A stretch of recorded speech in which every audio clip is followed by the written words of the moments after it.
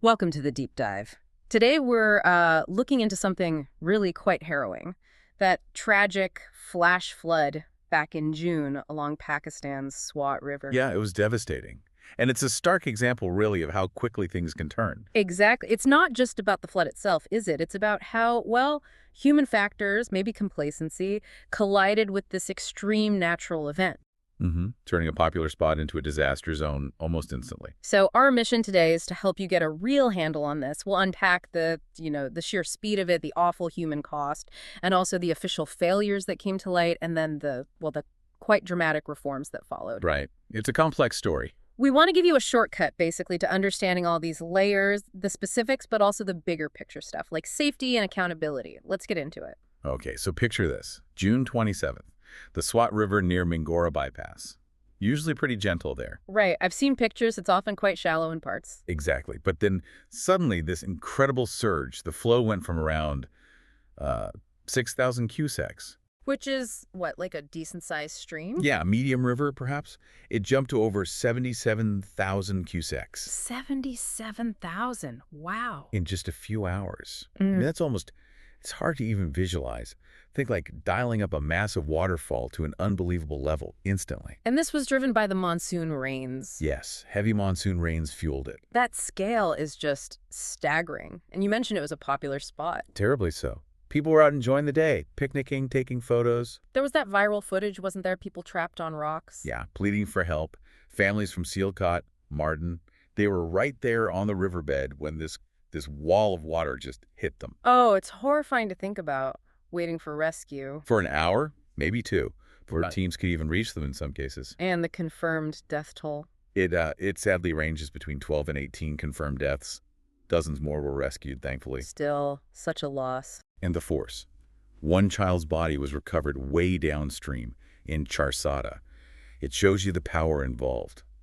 Rescue 1122, the Army, local boats, a huge effort, about 120 personnel involved. Just heartbreaking. So the obvious question then is, could this have been stopped or mitigated? What did the official inquiry find? Well, that's where it gets quite pointed. The Malakand commissioner led the inquiry. Okay, the top administrator for the region. Right. And the findings were pretty stark. They pointed to serious negligence, multiple government agencies involved. Negligence how? Reports indicate early flood warnings were basically ignored. Critically, access to the river wasn't restricted, even as the water levels were clearly becoming dangerous. So the warnings were there, but no action was taken to keep people away. That seems to be the crux of it, that complacency, even with warnings. That's what feels so jarring about this tragedy. And these findings went to the Peshawar High Court. Yes, they were formally presented. So what happened then? Consequences. Oh, yes. Direct consequences. Several officials got suspended straight away, including 4 senior ones, like the assistant commissioner in Bahrain. Okay, so accountability was fairly swift. It seems so. Plus, there's compensation announced for the victims' families, 1.5 million rupees each, and legal disciplinary actions are underway against those officials. Right, so suspensions, compensation, but what about fixing the system? Any bigger changes to stop this happening again? Yeah, and this is quite significant. The KP provincial government, Khyber Pakhtunkhwa, they seem to be going beyond just blaming individuals. How so? They've actually started demolishing illegal structures built too close to the river resorts, other buildings. Ah, encroachments. Exactly. And strict bans on any activity in the riverbed during monsoon season. Plus, they're trying new things. Like what? Well, they've introduced a drone program Drones? For what? to deliver life jackets during emergencies. Get them to stranded people faster, potentially. Huh. That sounds innovative, actually. A practical tech application.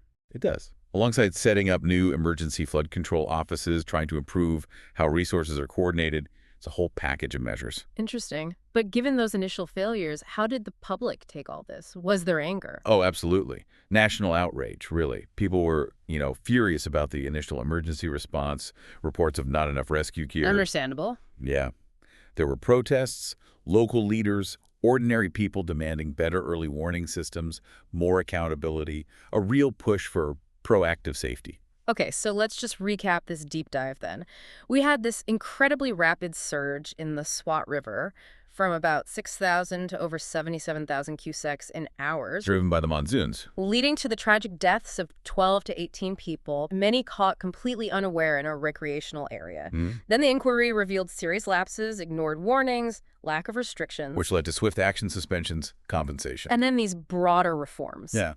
Demolishing illegal structures, banning riverbed activity, and new safety tech like that drone program for life jacket. Yeah. Exactly. And what's really, I think, quite telling here is how one single awful event can expose these deep vulnerabilities, not just in infrastructure, but in, procedures, maybe even attitudes towards safety. And force change that might otherwise take years. Precisely. It forces immediate, significant reforms. And this, I think, brings up a really important question for you, the listener. Yeah. Beyond this specific tragedy, what does it teach us?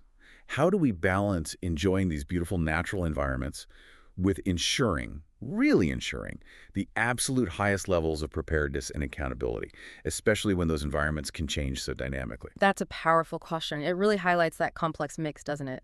Nature's power, our interaction with it, and the absolutely critical role of, well, proactive government and systems in trying to prevent future tragedies like this. Something definitely worth reflecting on. Until next time, stay curious.